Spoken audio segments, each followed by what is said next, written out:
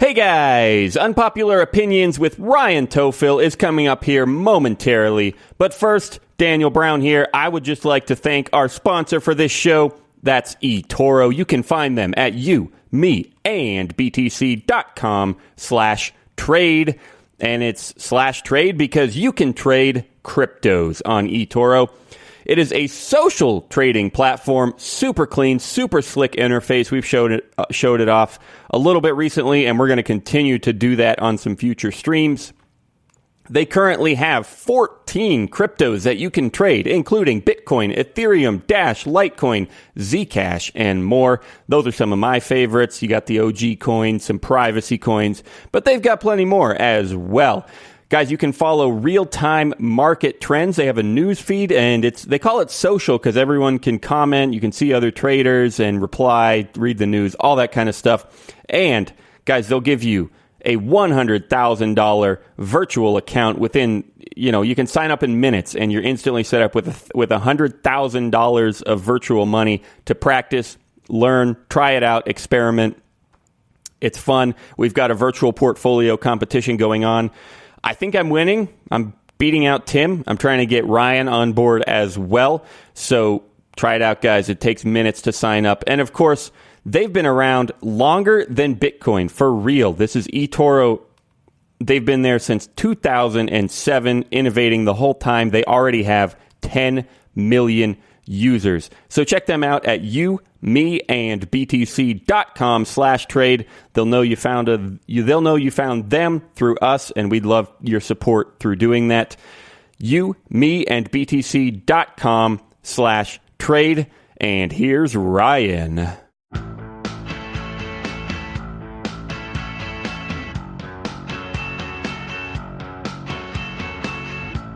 And good evening, good morning, good afternoon. I have no idea when you're listening or even if you're listening, but let's just suppose that you are. I'm Ryan Tofil. This is Unpopular Opinions, and this week, an extra special treat, Bradley Evans.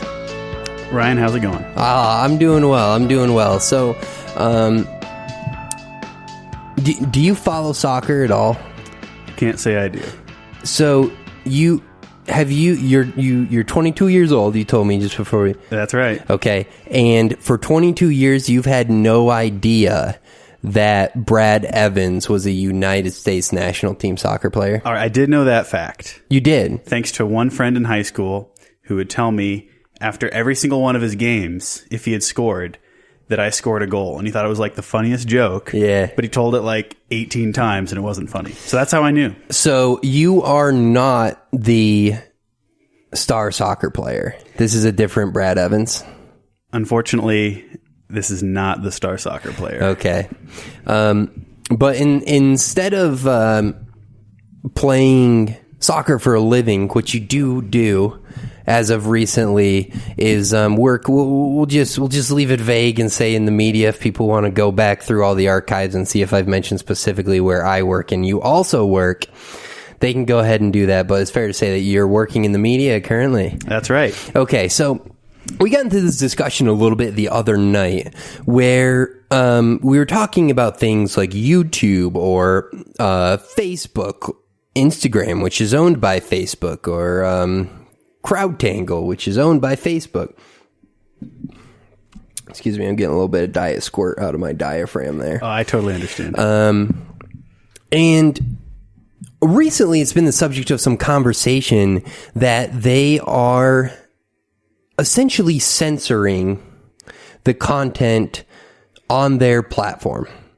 And you and I showed you the video that Dan Brown and I had watched of JonTron, who's a very popular YouTuber, mostly in the realm of video games, but he's starting to go outside of that. And he had an analysis over the YouTube terms of service. And so there's this thing going on in YouTube where videos are being demonetized and sometimes entire channels are being blacklisted and are not able to receive monetization based on what they're saying in those videos. And I didn't think that that was okay or is okay for Facebook or YouTube to censor people based on their political views. Now, YouTube does it a little differently. Well, they will still let you upload your videos and let as many people watch them who want to watch them, but you aren't going to get paid for it. So if you can't bring in revenue for this, you can't do it full time. You're going to have, you can't devote yourself to spreading news on YouTube. Now, Facebook, they go where they just simply won't spread your content. And we can get into the different ways that they do that in a little bit. But even though from the conversations we had, it seems like we agree on most things politically, and I'll admit that I'm pretty selfish in that I don't really care about political things unless they're affecting me. So I don't have a ton of conversation about politics, either on the microphone or away from it. But from the limited conversations that we've had, I think it's fair to say that we have similar political ideologies. I mean, is that fair? Where would you put yourself on the spectrum? Yeah, I definitely say that's fair. I mean, I would identify as a political conservative. Okay. But I think conservatism is also a really big tent. Right. So there are a lot of people who call themselves conservatives who may have disagreements on pretty big issues. And one of the things that both of us can agree on is that we don't want to be told what to do by a governing body. Exactly. We both distrust the government. Right. Say. Which is how we ended up coming to a disagreement on that particular issue where, I was saying in my mind, something like Facebook has become big enough that it's almost like a governing body. Facebook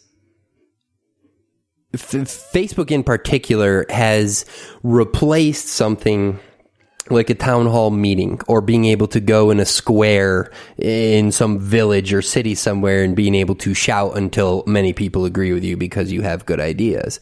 People don't do that anymore. They do it on Facebook. Now, that is the crux of my argument as to why this is something that needs to be regulated. Facebook needs to be told by the government that their users are protected by the First Amendment, freedom of speech, freedom of press, freedom of assembly, I guess you could kind of lump in there because people are getting together in groups on Facebook, even if it's not physically together.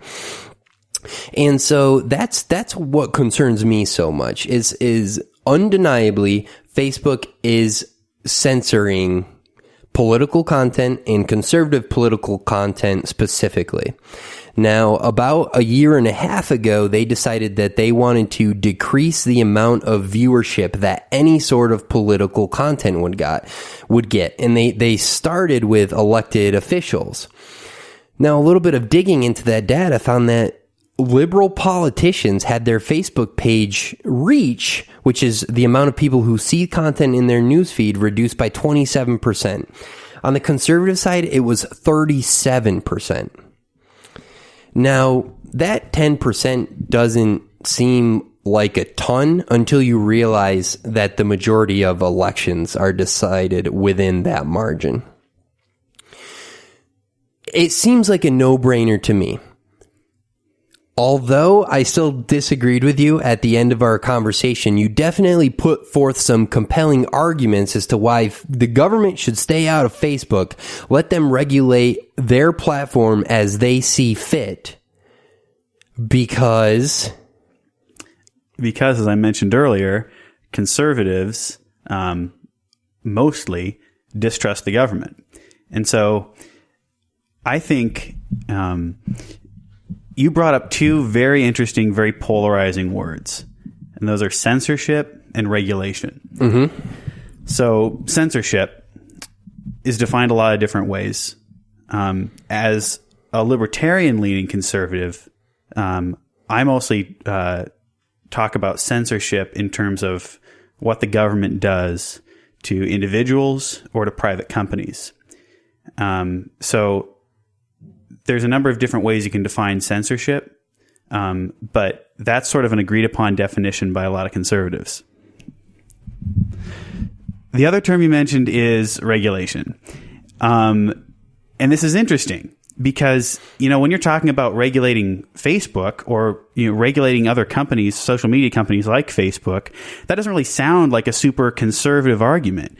It's people like Bernie Sanders and Liz Warren who are making the argument that we've got to break up Facebook, break up Google, even break up Apple, break up these big companies in a variety of different industries. Are they actually saying that, or are you just saying that sounds like something they would? No, those are phrases that both Sanders and Warren have used. We have to, quote, break up Facebook. That's surprising to me because it seems pretty obvious that those are left-leaning companies.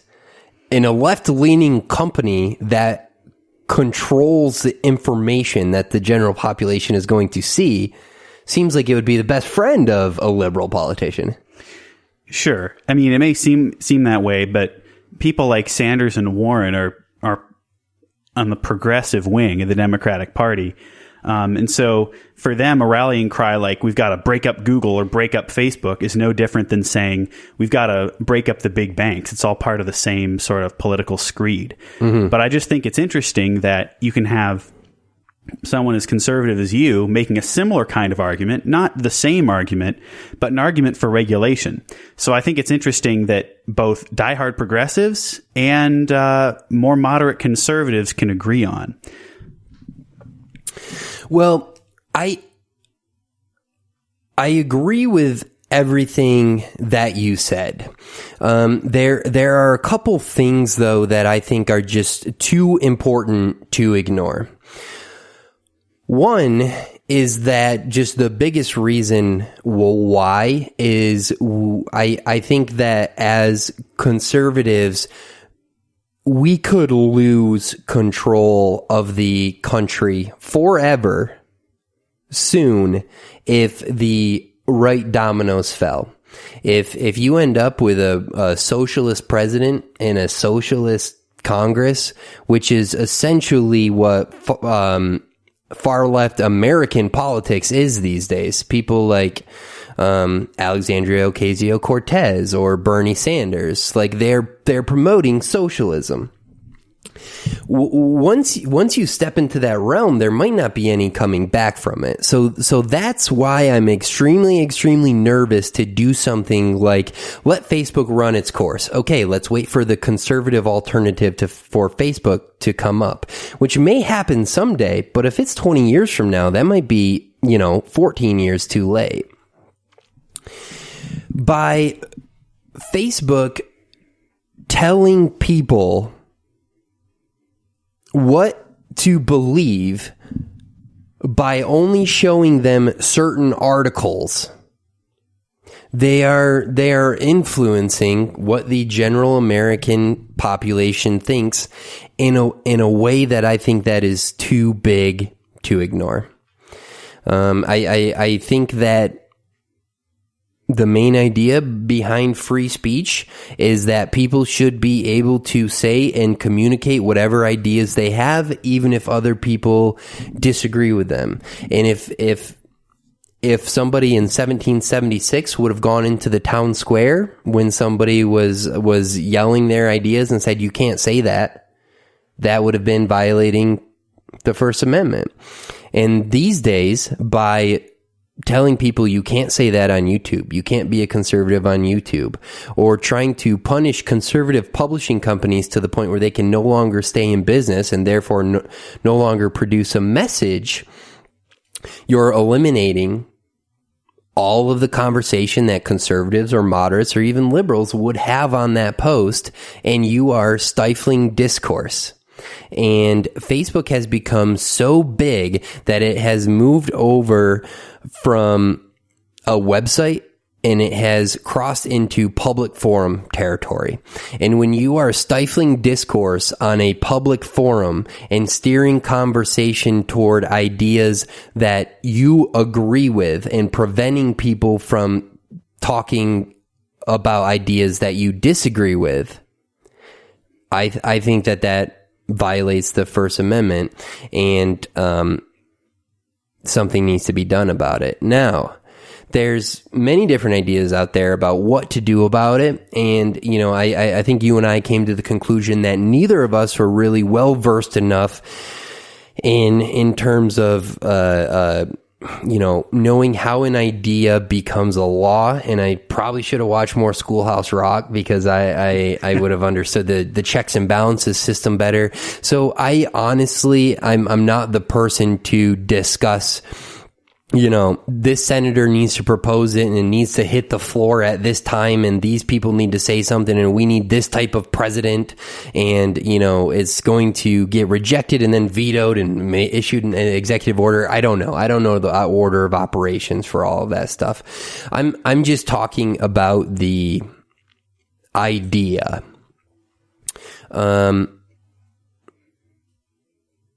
So what possibly could some of the negatives be from the government telling Facebook you have to let everyone share their ideas equally, no matter what political party they affiliate with?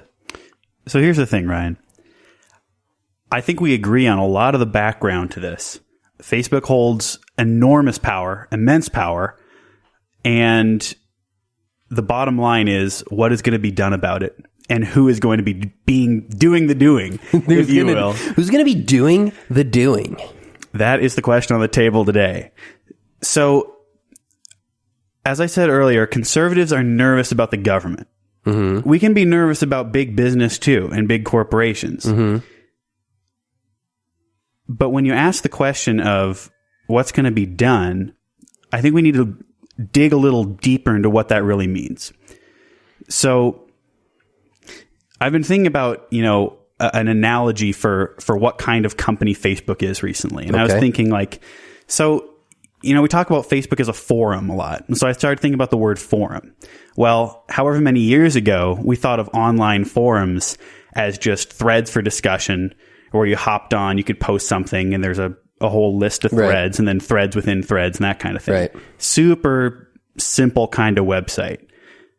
Facebook goes way beyond that, because it uses such a complex set of algorithms to determine what content different users see. Mm-hmm. So it's a complex question of what the government would have to say to mandate Facebook treat everyone equally, or not ban everyone, or not, quote unquote, stifle conservative content.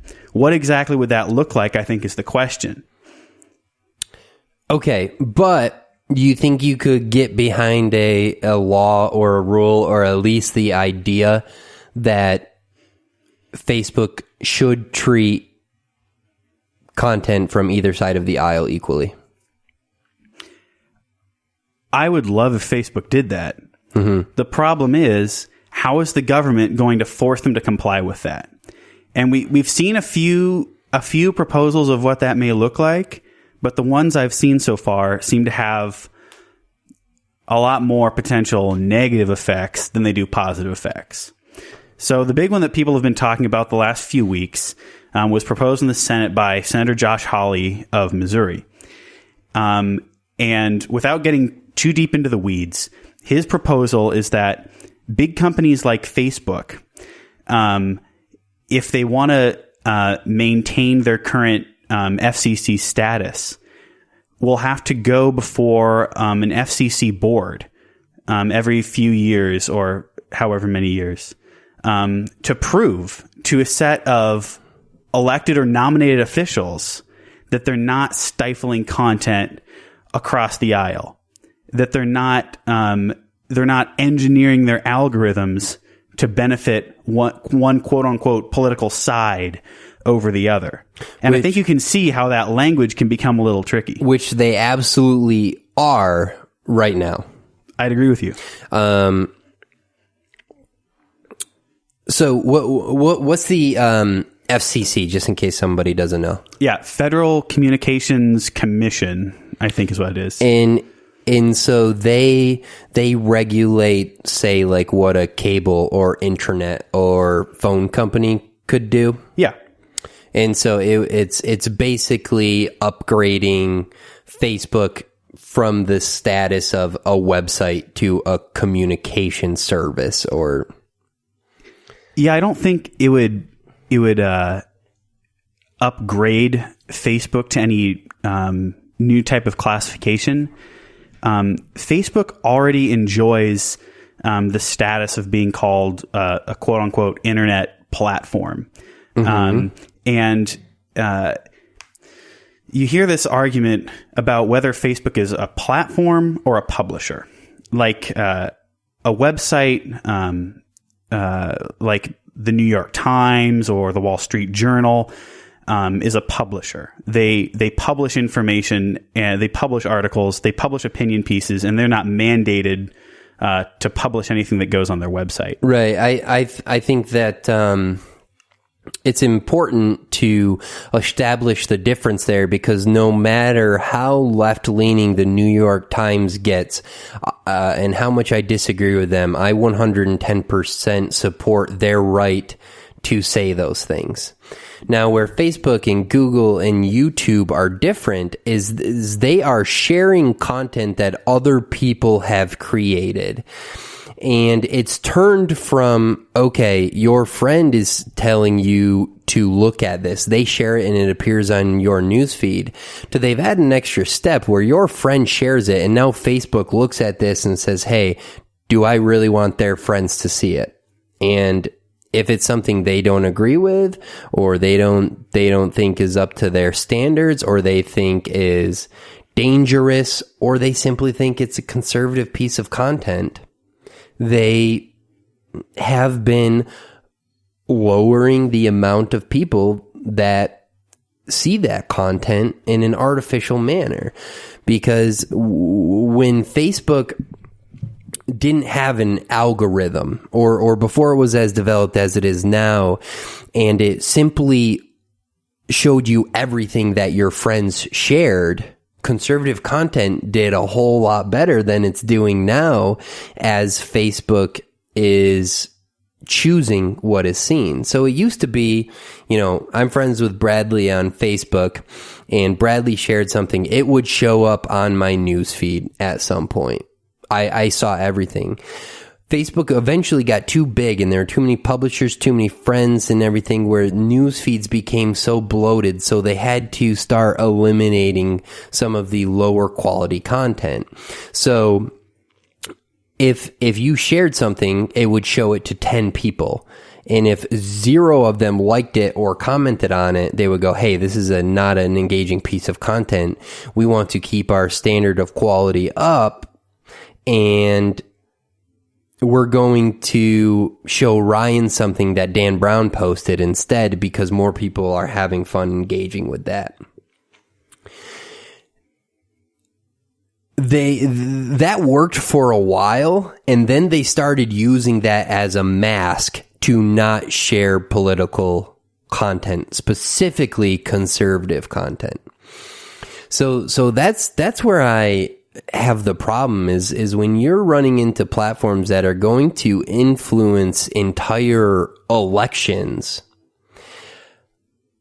in kind of an artificial manner, as opposed to, hey, both sides had some good ideas and one of them just won out. What we're doing now is we basically got a 24/7 news channel that everybody looks at all the time. And I know that's a huge generalization, but just the amount of time that people spend on Facebook is absolutely ridiculous. And I can get off Facebook, but realistically, there's no chance I'm going to convince all 1,000 of my friends on Facebook to also get off Facebook. That's right. I agree with you. And in addition to just individual users, there are a whole lot of companies that rely on Facebook for traffic to give them ad revenue. Right. So it's important for businesses just as well as it is for individuals. So I completely agree with you, but the question still remains, and I don't think you're dodging it. I just don't think we've gotten there yet, but I think we need to.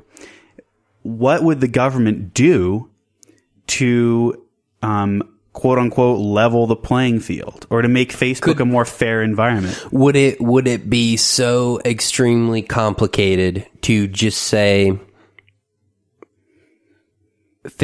social media users are protected by the right to free speech when they're on social media? They are already. That's the thing. Facebook's not liable for what you or I say in its platforms. But here's the other thing. Facebook can boot us at any time. And Facebook has booted users. Mm-hmm.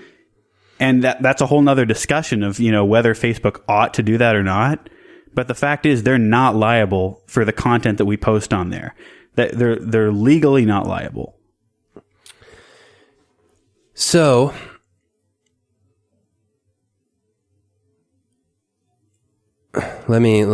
boy, I just gave you like 3 seconds of dead air because I want to make sure that I find the correct words here. If is it not fair to say that social media has become a public forum, maybe the primary way that Americans share ideas? I don't know if it's the primary way Americans share ideas. We're talking about one company. Do you think that social media in general, even if it's not the primary way, accounts for a big enough percentage of communication where we should be concerned when things are censored on there, whether it's a hard censorship where Facebook just doesn't share conservative content, or soft censorship where YouTube says we'll still show your content to as many people as you want, but we're not paying you for it, and go get your money from somewhere else? Well, somebody can't spend 9 hours a day making videos on Facebook and publishing if they need to, be working 8 hours a day somewhere else. It's just unrealistic. It's not exactly censorship, but the result is their voice is silenced. I agree with you that Facebook's a huge forum. But the question still is, and I don't just want to harp back on the same point, but I think now we're getting to specifics a little more. Okay. You're talking about soft censorship versus hard censorship. And we'll agree that they're both bad, but how do you get rid of them? Yeah. So, hard censorship is one thing. Let's say that Facebook bans 15 influential conservative websites. You can all think of your list of, the top conservative websites out there. Mm-hmm. They all get banned by Facebook. Well, that would be extremely concerning, because a lot of the conservative movement is found online on those sorts of websites. So I don't deny that that's extremely concerning. But I think that's not really the conversation we're having right now. We're talking about soft censorship, like you said.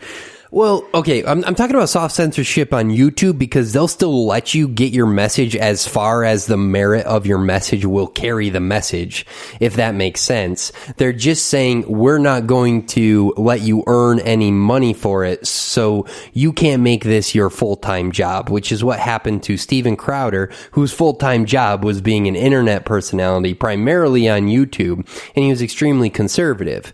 Now, if you let a liberal make money, so they have 8 more hours in the day to curate this content because they don't have to go to work like the Republican did, that is a tremendous advantage to the left winger. But Facebook is essentially just a hard censorship. For example, one of the more conservative websites out there, the Western Journal, has paid millions of dollars in advertising money to get people to like their page. And they paid that money to Facebook, with Facebook promising, hey, the more people that like your page, the more people that are going to see your content when you share it.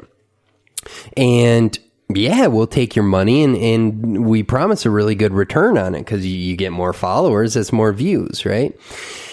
And that one website in particular is going to decrease from about 11 billion people seeing articles, or I'm sorry, 11 billion instances of people seeing that website's articles in their feed in 2016 to it's estimated to be under 100 million. in 2020. Now, that does not mean that people just became upset with the message. We've seen it. It's not like Americans are just tired of conservative messages. People are more satisfied with Donald Trump now than when he took office. But Facebook is showing the content of the Western Journal to less than 0.1% of all of the people that liked the Western Journal's page, most of which the Western Journal paid to put their page in front of, because Facebook was telling them, yeah, give us your advertising money and we'll get you more likes, which will result in more page views. Now, that's a problem. I think you would agree it's a problem. But what's also a problem to you is the government coming in and saying, hey, like you can't do this, you can't do that, because, you know, that's almost like the government censoring, which is worse. But what if we treated social media like alcohol? Okay? Do you think that the way alcohol is governed is reasonable? Yeah. So, like I mentioned, I'm a conservative. Mm-hmm. I'm not an anarchist. So I'm not just automatically opposed to any government action whatsoever. I remember in our last conversation, we talked about speed limits a little bit. And obviously, I think speed limits are reasonable in a lot of cases. Not every speed limit. I never break the law, by the way. But I think speed limits are a fine use of the government. And a lot of my libertarian-leaning friends or hardcore libertarian friends will say, no, you can't do that. The government can regulate industries. That much is almost universally agreed upon. You know, are you saying that they have the power to, or they can do it successfully in a way that works for everyone? Oh, yeah. I meant like they have the power to do it. Not that it always works. Okay. Does it ever work? Are you talking about alcohol? Or speed limits? I think speed limits by and large work. You don't see many people going 90 in a 25 mile an hour zone. Mm-hmm. Although you do see people going 90 in a 75 mile an hour zone. Right. So it's I mean, relatively, regulations can work. I've never lived in anywhere where there's not speed limits. I mean, I think people can point to the Autobahn being one of the safest highways. That is not going to work in front of an elementary school. Exactly. What were we talking about? Okay. So we're talking about Facebook and alcohol, and you're making that comparison. Yes, I'm saying that the government has found a way to responsibly regulate alcohol, where there's a definition of what alcohol is, and there are laws that say what you can and cannot do with alcohol that everyone seems to agree are reasonable. And I think that we could come to the same sort of agreement on social media, where let's get a definition together for what social media is, similar to how we've defined what alcohol is, and say that what is defined as social media, the people have the right to say whatever is protected by the First Amendment without having that platform,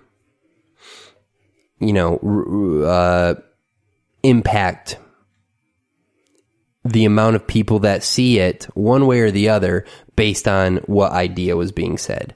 Now, the things that you can't do in regards to the First Amendment are still in place. Like, you can't yell fire in a crowded theater. You can't tell somebody that you and 10 of your friends are showing up with a gun at their house. Like then Facebook absolutely is going to take that down and call the police, because you're not allowed to do that just out in the street either. So you would propose that Facebook couldn't manipulate content at all through algorithms? Or is that not exactly what you're saying? Because what I'm hearing you say is that, to paraphrase, users should be free to say what they want, regardless of their of the political views, without Facebook restricting that content or restricting how the content is distributed to other people who follow them or are friends with them on the website. Is that what you're saying? I think that it is totally fair. So if I go on Facebook and I say I hate N-words, right? And Facebook learns pretty quickly that all of my friends hated that. That's actually a bad example because everyone would be telling me to shut up and I'm such a huge idiot, and I would agree with them. Sure. Let's say something that wouldn't get people just so angry that they would comment on the post, because that would kind of feed into Facebook's algorithm, like, oh, people are enjoying interacting with this, let's show it to more. If I said something that was just kind of annoying, like let's just say I'm an extremely popular person and I say, who wants to hang out tonight? Nobody reacts to it. Nobody comments on it. And the first 100 people that Facebook show it to could not care less.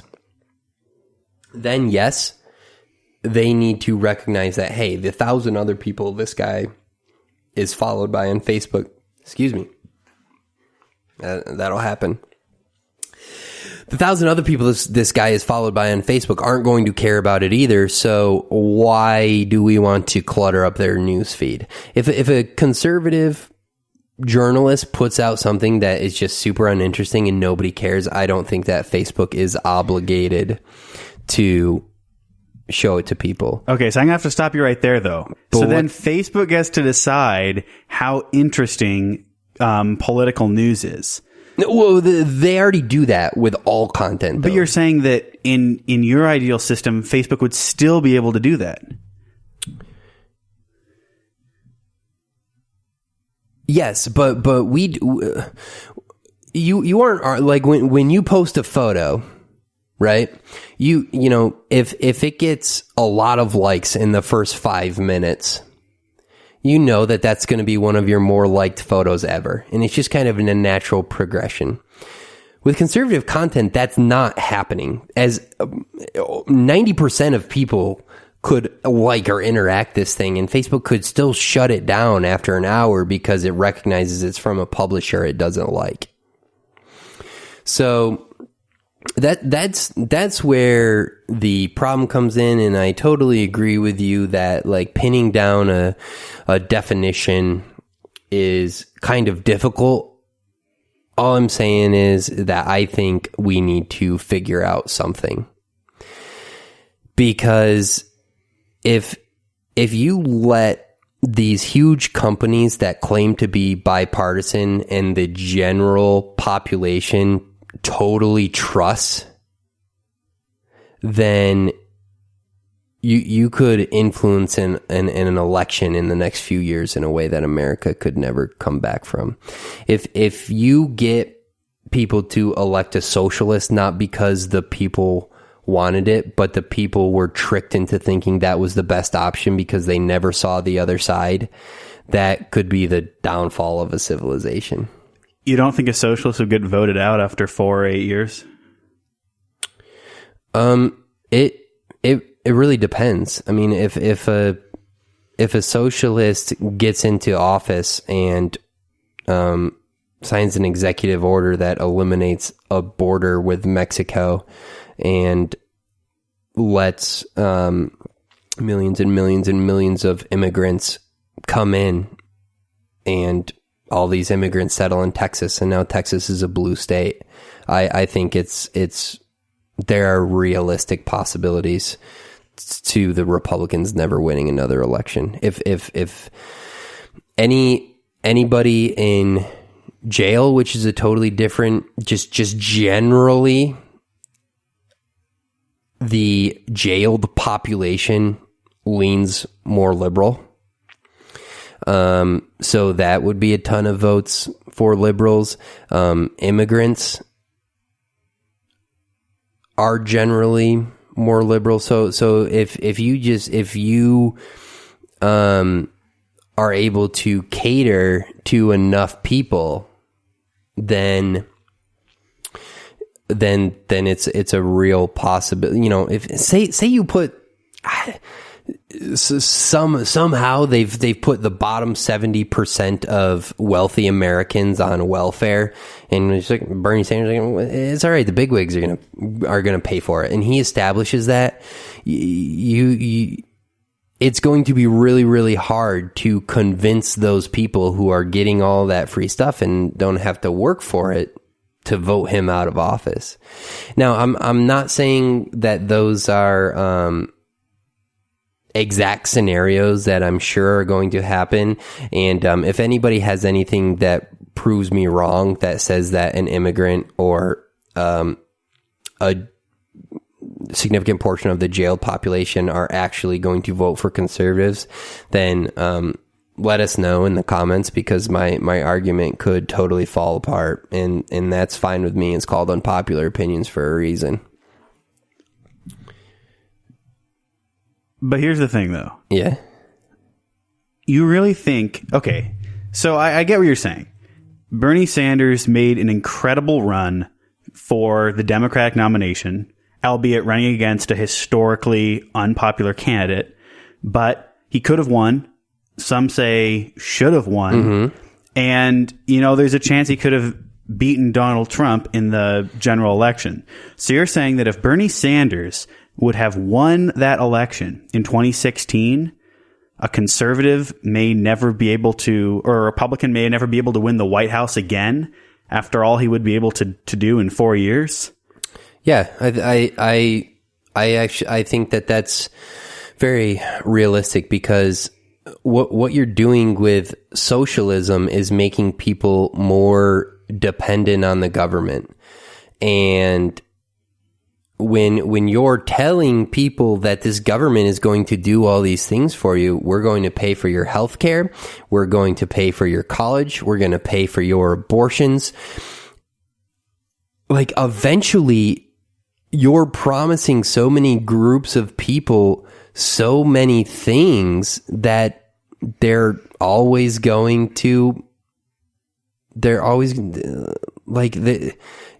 you've got more than half of the population on your side. And as long as you keep promising more free things, and hey, we're going to every Cinco de Mayo, we're going to have open borders with Mexico and a celebration. And you think that the 20 million Mexicans that came across every year would ever vote conservative? There's no way. I have serious doubts about any president's ability to implement a policy like that, of open borders, or even, you know, that the crazy Cinco de Mayo example. And here's why. It's, you know, presidents are elected for 4-year terms. They're not monarchs. There's a huge block in their way. It's called separation of powers that stops them from doing all these crazy things they promise in their campaigns. Just look at the last election. Donald Trump said multiple times that he wanted to ban all Muslims. Those are his words, not mine. He's been in office for several years, and he's not come close. And that's just one example of a sort of bombastically worded, crazy promise that will never come true. Did he really say that he would ban all Muslims, or did he say that he wanted to introduce a vetting process for countries that we are in conflict with? He said multiple times at rallies that he would ban all Muslims. That's pretty crazy. When he came into office, he proposed an alternative policy that I would say the mainstream media misled people on by calling it a Muslim ban. It was really a ban on entrance to the country from a certain list of foreign countries that were majority Muslim. Mm-hmm. So it's not a ban based on religion. It's a ban based on nationality. But even that hasn't come to fruition. Yeah. So even Trump walking back one of his biggest campaign promises has gotten nowhere. You know, and when people think of the 2016 election and what Donald Trump promised the people, what was his biggest promise? Oh, he's going to build the wall. He's going to build the wall. Bradley just gave me like a little hand signal, and I didn't know. Because I assumed he was just going to finish the sentence himself. Then I thought he was saying Trump was really tall. But yeah, he's going to He's actually pretty tall. Yeah, he's a big dude. He's like 6'2". That's pretty tall for a president. Yeah. Is he taller than that? Dude, imagine how Lincoln was like 6'4", plus he wore that huge hat. He was a beast. I always theorized, what if nobody ever told the story, but like maybe John Wilkes Booth was sitting behind Lincoln and just couldn't see the play and like politely asked Lincoln to take his hat off, and Lincoln wouldn't do it, and it just escalated from there. A little bit of revisionist history here on the Unpopular Opinions podcast. That would, if the punchline wasn't assassinating the president, I think I could pitch that to like Saturday Night Live or something. That is a pretty crazy punchline, though. What, that you shoot the president? Assassinate the president? It's kind of a big deal. Yeah, you could just imagine John Wilkes Booth is behind him, like trying to look around his 10-gallon hat, and he's like touching him, like politely, like, excuse me, sir, like I can't. And then Lincoln's just totally ignoring him, and John Wilkes Booth is just getting increasingly frustrated that he can't see the play. I would have shot off his hat. Seems like a good, middle of the road alternative. But gotcha. Lincoln actually wore that hat because his head was like a foot tall at the very peak of it. It went on for like an extra foot. And so John Wilkes Booth, he didn't think there would be head that far up in the hat, but there was. Yeah, and that's what happened to Lincoln. Gotcha. I was totally ignorant of that. I thought you were joking about all this, but actually that's the story. Donald Trump, he claimed that he actually did get Mexico to build the wall after doing a trade deal with them. And he was like, oh, we came out so far ahead, we're going to use these profits to pay for the wall. Mexico's paying for. Like, that's not what you said, Donald. Yeah. That's not what you meant, dude. You convinced us that these freaking suspicious people from another country were gonna pay for the wall, and they didn't. Yeah, I'm no Donald Trump sympathizer or apologist either. So yeah, I think we both know that neither of us are that way. But back to what a president can't do. I think we both agree that Donald Trump hasn't been able to do what he said he would do. Whether or not he actually thought he would accomplish that, whether or not the people who voted for him thought he would accomplish that, regardless, he said he would do XYZ. XYZ hasn't happened. You can agree with me, though, that if Bernie Sanders got into the office and somehow got the majority of his ideas through, conservatives would be in trouble for a very, very long time. I think they'd be in trouble for a very long time. It would just be a matter of if he could get all his things done. I don't think he could get hardly any of them done. What kind of things are you talking about? I don't think he'd be able to open the southern free college border. Education. All of a sudden, you figure out a way to actually promise free college education. You have everybody age 18 to 30s vote for the rest of eternity. No, you won't. Why? Because however many years down the road, you'll realize that those policies don't just work. Those promises are completely empty. But that's the problem with socialism, is that somehow in almost every scenario we've ever seen socialism, it almost assuredly evolves into some form of communism. Yes. That's why, was it Venezuela where the people were getting run over by tanks because they were protesting that the socialist government stopped giving them food? Yeah, I think it was trucks or whatever. But yeah, people protesters like were military Humvees. Exactly. Yeah.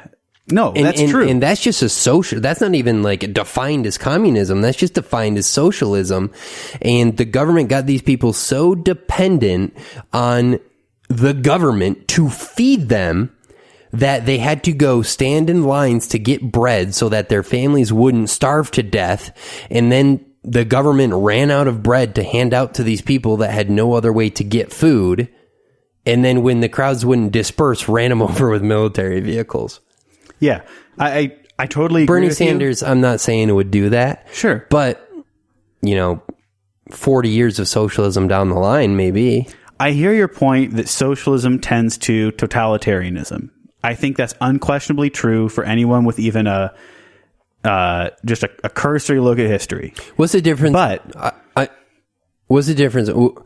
Remember what you were saying, the difference between totalitarianism, communism, fascism, the differences between where the power comes from. Yeah. So when I used totalitarianism just now, I just meant that as a shorthand for all the power is invested in one person, or, one person acting through other branches. So fascism and a monarchy would fall under that? Yeah, monarchies can be totalitarian. Fascist states are, I think, by definition, totalitarian. What's the difference between fascism Not and necessarily, actually. communism? Because to an untrained observer, the governments of Nazi Germany and Stalin's Soviet Union seem very similar. Just one bad guy doing bad things, and everyone had to listen to him. Well, so what's the point, though? What's the difference between communism and fascism? Why is that important? All I'm saying I is don't that know. Here's what I'm trying to go with this.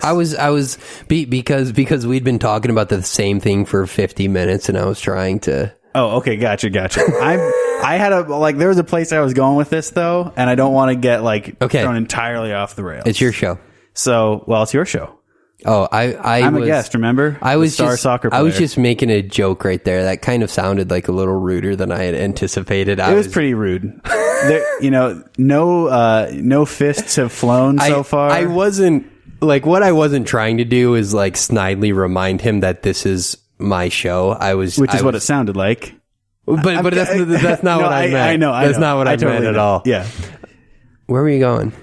Oh yeah. Where was I going? You tell me. Totalitarianism. Okay. I think we can both agree that governments that are socialist over the course of history lead to vast abuses of power. Mm-hmm. Whatever you want to call that. Mm-hmm. Terminological debates aside. But there's a significant difference at the same time between countries like Venezuela and the United States. And the difference is called the Constitution. And as a conservative, I believe that the Constitution and the separation of powers and checks and balances that are included within it have helped America stay the course over some pretty horrific presidencies. Mm-hmm. Woodrow Wilson actually jailed people for daring to speak against the United States during a time of war. And there were some legal mechanisms by which he could say, we're in a situation of total crisis. Yeah. So I can justify this. This is martial law. Yeah, exactly. That was 100 years ago. And as Americans today, we enjoy a much more broad conception of free speech than, people in Wilson's time could have imagined. So America has been able to rebound from pretty terrible presidencies. So I just don't see a precedent for you being able to say that a Bernie Sanders presidency could mean that Republicans will never win another general election ever. I just don't see the basis for that. My logic is when you promise people enough free stuff and you say you can be whatever gender you want and we're not going to hold you accountable and we're going to totally destroy the definition of marriage and we're going to make things as unrealistically easy for you as possible, that the country would essentially crumble or there would be some sort of civil war before a transgender person feels safe voting for a Republican.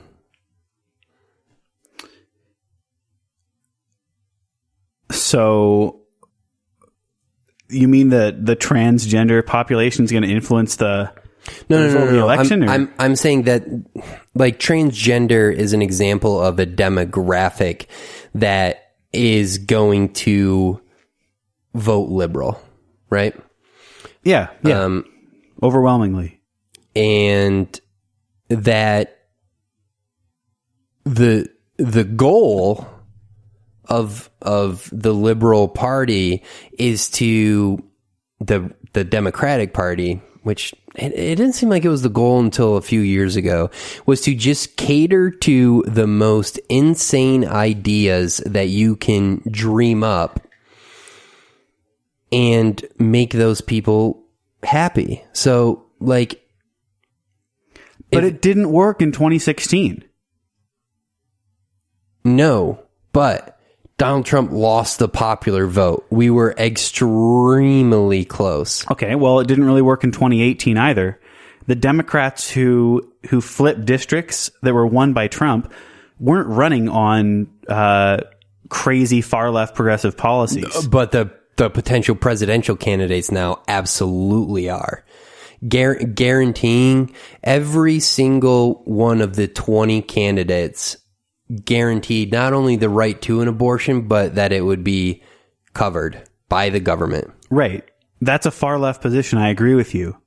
But even if those candidates win, I'm not denying that Liz Warren or Kamala Harris or Bernie Sanders, who are probably should be the three most concerning Democrat candidates for conservatives, at least in my opinion. I'm not denying that they could do damage if they won an election, which they very well might.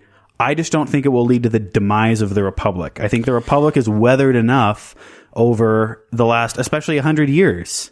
Look at it like Christianity. Would you agree that Christianity is far less popular than it was 100 or 200 years ago? I don't know. What do you mean by less popular? Like what percentage of the population practices or believes or follows? I don't know. I couldn't claim to know.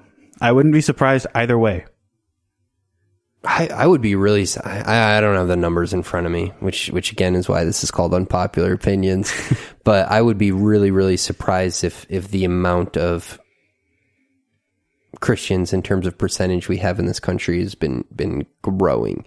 And I think that, as a Christian, I believe that if we don't follow God's word, we drift farther away from him. And I think that we're probably farther away from him than we have been in the past, just because being a Christian has become less popular and there are less people following his word, and we've kind of strayed from it. And being a Christian calls you to do a lot of uncomfortable things that you wouldn't want to do if you weren't a Christian. And I feel like that's a very similar concept to being a Republican. I don't want to have to go to work to get paid. I would much rather stay home and play video games all day and just have someone else take care of, my food and my rent and stuff like that. And if we got to a position where the government's taking care of that things, it's going to be very, very hard to convince a majority of the population to vote for somebody who's going to want to put them back to work. Yeah, I don't disagree with you that the influence of cultural Christianity has declined, and Christians should be worried about it, regardless of what the statistics say about how many people profess to be Christians or how many people go to church every Sunday or all these statistics. What's the difference? You're uncomfortable about that from a Christian perspective, but you're not worried about it from a conservative perspective? What do you mean, like, from a conservative perspective? So, are you Christian? Yes, I am. Okay. Mm-hmm. And so, boy, this is what Obama got in trouble for saying about nationalism. He's like, I'm an American. I think America's great, just as somebody from some other country thinks their country is great. And we couldn't believe it as Americans that he would suggest other people shouldn't look up to America, which... I don't know. I like America. I don't have a problem with other countries thinking we're awesome. But I think Christianity is the way to go. Just like a Jew thinks that Judaism's the way to go, and a Muslim thinks Islam is the way to go. Muslim is the way to go, Ryan. Yeah. So whatever I was saying, I just completely forgot. How in the world did I start talking about...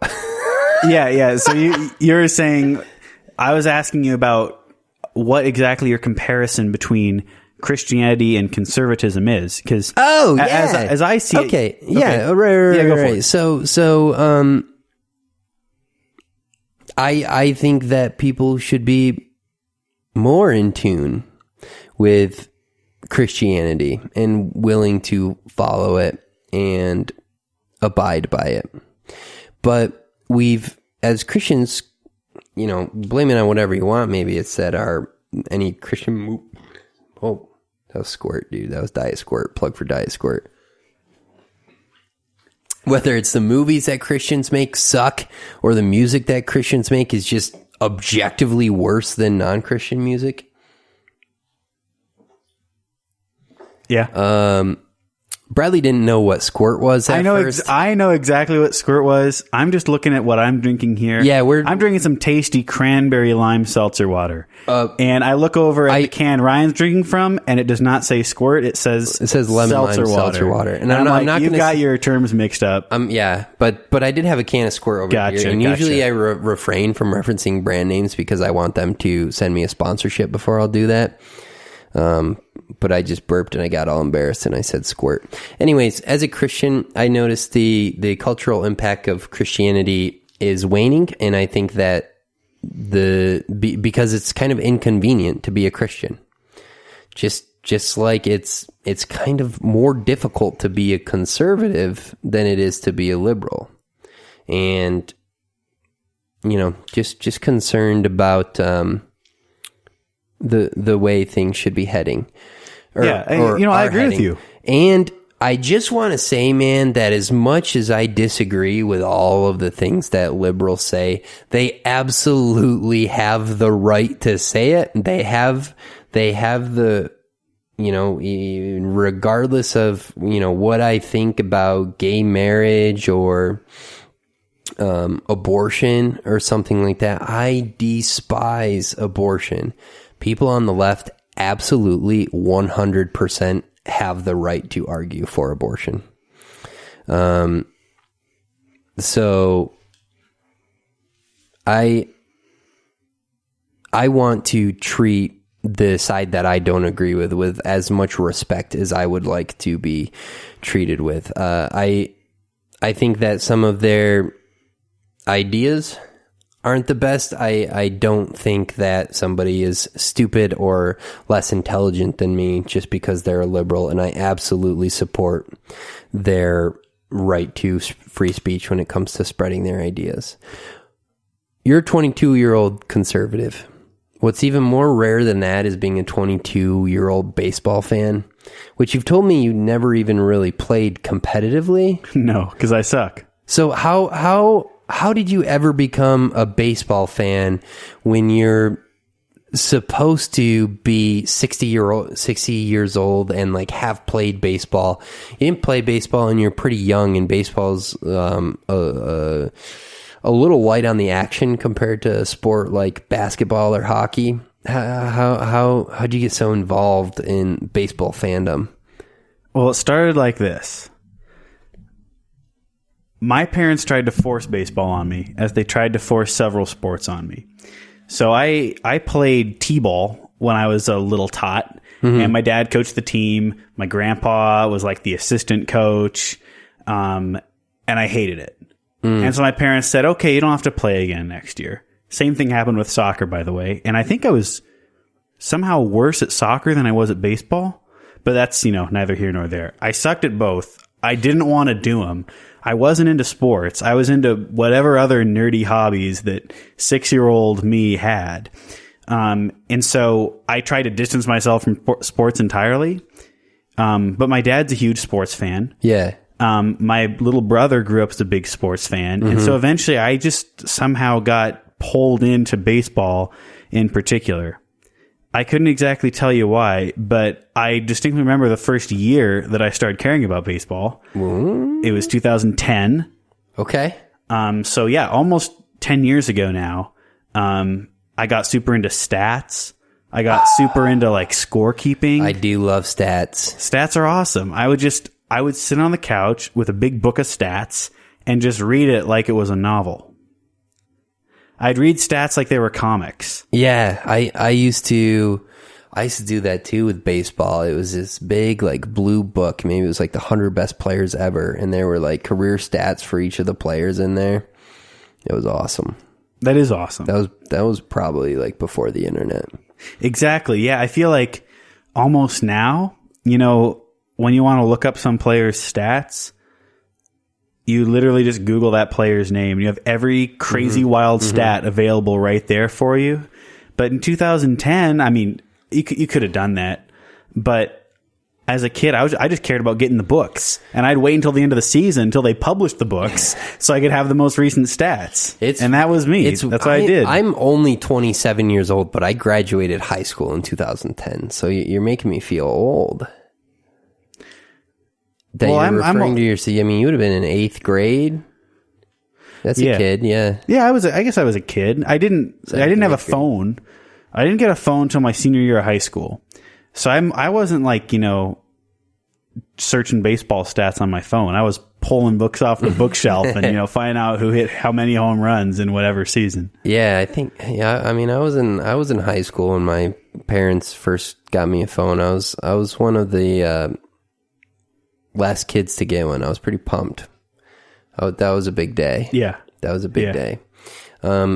Phones were not like they are now. Even in 2010, I mean, you're talking smartphones, but you're talking close. You're getting into you didn't have to be rich to have a smartphone. Yeah, exactly. I don't know. I probably got a cell phone in 2007 or 2008, and that thing sent text messages and made calls. It was. Yeah, I hear you. It was compared to what phones are today. It might as well have been a rotary phone. I hear you, because my friends in middle school, the cool kids whose parents let them do anything, all had their little phones, and they were all just these, you know, little plasticky flip phones. Yeah. That, like you said, the coolest thing they could do was take a grainy picture of like 8 pixels. Yeah. And they could also call people and text people, but barely.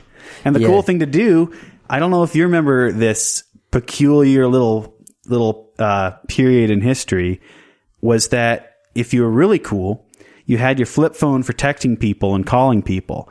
And then you had your iPod Touch, which was like the really cool thing. Yeah. Because there were so many apps you could get. It seemed like the possibilities were endless with that thing. And you'd carry them both around. I remember with my own money when I was a junior in high school working at McDonald's, I used it to buy like a $200-some iPod Touch 2nd generation. It was awesome because it had external speakers. Oh, yeah. I was jacked about that. I have no idea where that thing is now. I don't know where mine is either. That'd be weird. But I remember getting it. I do remember on those, they didn't have a ton of storage, and like that always turned into a problem. It was like 8 gigs. Yeah, across the board. I mean, I think when I got my first iPod, it was like 1 gig, but it was just music on there. Once you got, you're talking about like the OG sort of iPod. Because I'm talking about like the iPod Touch, all the apps. I know. And stuff, I'm just saying that when I got my iPod Nano in 2006 or whenever it was, I thought I was the bee's knees, and it was 1 gigabyte of music. Oh yeah. Nowadays, you know, you got the whole world at your fingertips. I remember when my uncle first got an iPod Shuffle, and he's not that much older than me. Like he's my youngest uncle, right? And I remember 2 cool things about the iPod Shuffle. Right. One was that there was a lanyard that you could hang it around your neck by, which is totally stupid looking back on it. But the other thing was, I think it could house 500 songs. 500. And I thought that was like, how many CDs is that? You know, 500 songs. I That's never crazy. really thought about it in terms of CDs. That's how I justify my Spotify subscription, is I figure if it keeps me from buying 1 CD a month, it's worth it. Same with me. But I don't know, man. You think you could buy a CD every other month and be okay? Save some money on your music streaming. Depends on what you like to listen to, I guess. I like Queen and like... Oh, really? Yeah. Yeah, I love Queen. But I mean, if you just listen to Queen, then what are you doing with Spotify?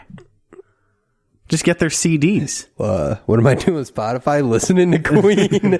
I feel like, you know, if you're paying $10 a month to listen to Queen... $15 because my freaking family's mooching off my plan, dude. Yeah, that's messed up. Yeah, it is That's gotta messed up. I almost called my mom out by name, which I guess I probably shouldn't do, but anybody who really wanted it wouldn't have that hard of a time. You can call her like Mama. Take that, Mom. Mommy, something like that. Freaking mooching off my Spotify plan, and I don't like it. Just kidding. I love it. It's for an extra $5, and they let you give Spotify to 5 of your family. That's good. That's good. That's the bee's knees, man. It is now. Like, what are we going to think about Spotify when we're like 70 years old? You know, what's it going to be? It depends. Are they censoring Republican songs? Yeah. No, no country music or something. Yeah. No references to guns. I don't know. Think about it. I mean, Apple got rid of the what was it, pistol emoji, and they replaced it with like the little squirt gun, the water gun.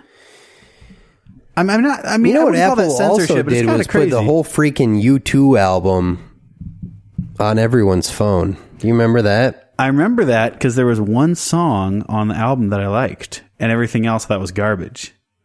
That was a long time ago, man. How many years ago was that? I don't know. I was probably in college, but I've had an iPhone for a period of like maybe 3 months of my life because my phone broke and a friend gave me a free replacement. It happened to be an iPhone, and I was not about, I'm not going to go pay $800 for some new Samsung Galaxy. I'm going to use this freaking free iPhone. And that wasn't the time in which they downloaded the U2 album on it. But that was pretty weird. That was pretty weird by Apple. That's like a weird little factoid that you just kind of pulled out of your brain. Why? But that happened. Yeah, why? Apple, if you're listening, could you just kind of give us a quick response on that? Because we're still trying to figure out why you gifted us all this U2 album. Of every album you could have put on everyone's phone. And they paid track 3 was pretty good. They paid U2 to do it. It's not like U2 paid them to it's bizarre. R.I.P. Harambe, sipping on some Bombay. Now that's a song that should have been on there, dude. You know, Ryan, every time I hear your voice, I think about a statement you made a couple weeks ago. Can I bring that up here on the podcast? Is it about that I'm the worst singer? No, it's not the worst singer. It's, almost the worst. What? Here's what you said. You said, I am literally the worst singer ever. No. Except no. And then you remembered that you're better than Kanye. And you said it's Kanye. Yeah. I'm Ryan, the worst singer that I know, but I am better than Kanye West. Where would you put me? Now, you can be honest. If it's a 0, then say 0. Me singing, 1 through 10. What's a 10? I don't know, dude. Like an opera singer? Going ham? Yeah, like Freddie Mercury, Adele, they're 10s. Freddie Mercury, just to pull a random name out of a hat. Yeah. Freddie Mercury? Oh, okay. Freddie Mercury, best singer ever, dude. That is not an unpopular opinion. That is the only opinion. So we'll just say he's a 10. Adele's pretty good. She's a 10. Yeah, let's just say there was some opera singer who all of a sudden decided they wanted to do pop or rock or whatever. I'm pretty sure they could dominate. Yeah. And then who's 0? Like, you saying Kanye's a 0? Kanye's not a good singer. Okay, but I feel like a 0 has got to be like, you can barely croak. Like, you're like a friggin' toad or something.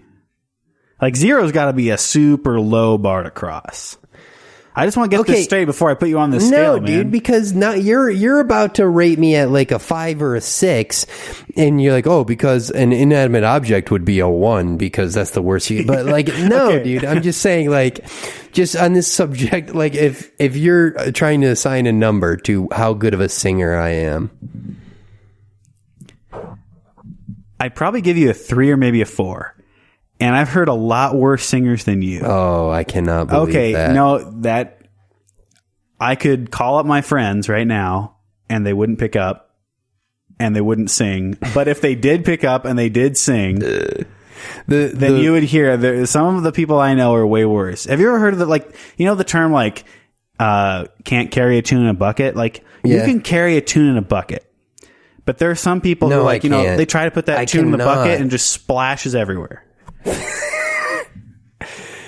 I told you your tune is at least in the bucket. I told you yesterday that what really doesn't help my cause for being such a terrible singer is that, if you haven't guessed by now, my favorite band is Queen. And Freddie Mercury, I don't know if he's universally considered the best. He's universally considered a very good singer. He's good. Like, well above average, even for a professional entertainer. Yeah. I'm comparing myself to him pretty much every time I sing because 90% of what I listen to is Queen. And so it makes me sound even worse. You know, like I could be a decent singer and still sound like garbage, but I'm a bad singer standing next to Freddie Mercury because that's who I'm always singing along with. My friends are like, please stop. It's a fair point. Well, Bradley, thanks for joining me. I know we went a little long on the Facebook thing. We got a little bit into the weeds. Nobody really knew what they were talking about, especially me. And me. Well, you got up your Jeffrey Hodges, senator from Missouri, or what was his name? Joe Hoffman? Josh Hawley. Josh Hawley. Not that I was trying to remember what exactly he said. But I would have had a better case to be made if I actually knew what I was talking about. Yeah, I don't scenario. I don't know what I was talking about either. I mean, I can totally understand where you're coming from, and we didn't actually get into it that much because we were kind of just discussing whether my idea was good or not without getting into the implementation of it. But the implementation of it is where you had the most issue when we originally talked about it a few days ago. That made me say, hey, do you want to come on the podcast and talk about it? Because, you know, if you implement this with the wrong president, then all of a sudden you could have someone writing laws that encourages conservative censorship, or, you know, so that's something difficult. But I don't have all the answers. All I know is that I'm really, really frustrated by companies like Google, Facebook, YouTube that claim to be services that are fair. You know what I mean? And hey, come on Facebook because all your friends and all their ideas, and we're a big like happy family and yada, yada, yada, and everyone's treated well on there. Meanwhile, they're making sure that the people who log on don't see conservative content. They only see the other side of the argument. It makes me angry. Yeah. And, you know, Ryan, just for the sake of everyone listening, I completely agree with that. And that frustrates me too, day in and day out. I think we may have slight differences of opinion on, you know, how to solve that problem and what exactly the government's role should be. But neither of us is denying the problem. And we're both at least talking about the problem. So that's the biggest first step, I think. There's one thing that I do know, that if you listen to Unpopular Opinions next week, Bradley is going to lay out the solution to the problem, exactly what we should do about the problem, the exact definition of the problem, and everything that anyone ever needs to do to fix it. And we're going to have this resolved. Yeah, exactly. I expect maybe within the first, 5-10 minutes of the podcast, Yep. I should have everything out there. Okay. Be ready, guys. So that's been another episode of Unpopular Opinions. I am extremely, extremely grateful that Bradley was able to join me and carry me for the majority of this hour and 20 minutes. It's actually probably going to be closer to an hour and 15 because we goofed off a bit after we hit record, and it's that part's going to be cut out because we weren't literally not even in this room. Anyways, thanks for joining me, Bradley. Thanks for everyone out there who's listening. I'll tell you again, tell you before, tell you one more time. Good evening, good afternoon, good night. I'm not a wizard. I don't know when you're listening, so I'm just covering all my bases. But yeah, that's all we got for you this week. I don't know when it'll be posted. I hope it's soon, but I'm at the mercy of Dan Brown, and we all know he's a huge idiot. That's all I have to say about that.